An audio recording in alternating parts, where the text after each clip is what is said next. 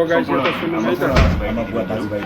नेपालको समाचारबाट आक्रमण उच्च अदालतको आदेश बिना उसको कागजको डाइरेक्ट सुप्रिम कोर्टमा गएर हामीलाई सुन्नुहोस्, यो चाहिँ साह्रै अत्याचार हो। यसरी तैनात आशंका सृजना गरेको छ। मैले सम्मानित अदालतलाई सधैँ मानेकै छु, कानुनलाई मानेकै छु। पहिला पनि आफै बस्नु गएको, अहिले पनि साथ दिनु। तर यो राज्य आतंक यो नेपाल सरकारले के गर्न खोजेर राम्रो गर्ने मान्छे, देशलाई केही गर्छु भनेर आउने मान्छेहरूलाई चाहिँ यो देशमा छैन क्या। मलाई लागेको थियो म केही लागेको छु भनेर, तर जुन तरिकाले अहिले चितवनमा गएर चाहिँ भाषण दिने भनेर उनीहरूको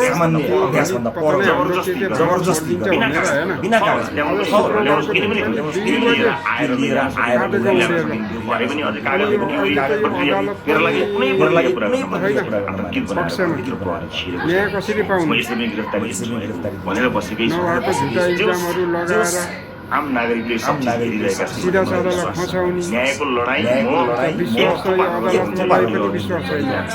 फेरि पैसा सरकारकै ऊ छ।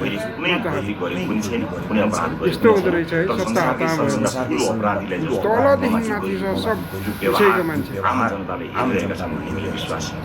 पुलिसदेखिको लिएर वकिल अदालतदेखिको लिएर न्यायाधीशदेखिको लिएर हरेक दुनियाँका जति पनि के लाग्छ तर पापको घाँडा भएपछि चाहिँ मलाई थाहा छ यहाँले सबै कुराको साक्षी लाग्दैन। भएको छ होला भन्ने मैले विश्वास उनीहरूको पापको घाँडा भएपछि नि जानकारी मैले बाटो पाउने छैन। रेकर्ड गराएको छु। भगवानको चितवनमा देर छ, अन्धेर छैन। आदरणीय मतदाता आमा बुवा दाजुभाइ दिदीबहिनी अझै पनि टाइम छ, सुध्रियो। नरोक्नु होला। अन्य साथीहरू हुनुहुन्छ, उहाँहरूले कुराकानी गर्नुहुनेछ। निरन्तर मलाई यिनीहरूले हत्या नै गरेछन् भने नेपाली मतपत्रमा घन्टी चुनाव चिन्ह बसेको छ। मलाई आशा छ यो एउटा आशा र भरोसाको आवाज हामीले बुलन्द पारिसकेका छौँ। निरन्तरता प्रदान गर्नुहोला। म कानुनी लडाइँमा छु। 20 टङ्ग्रा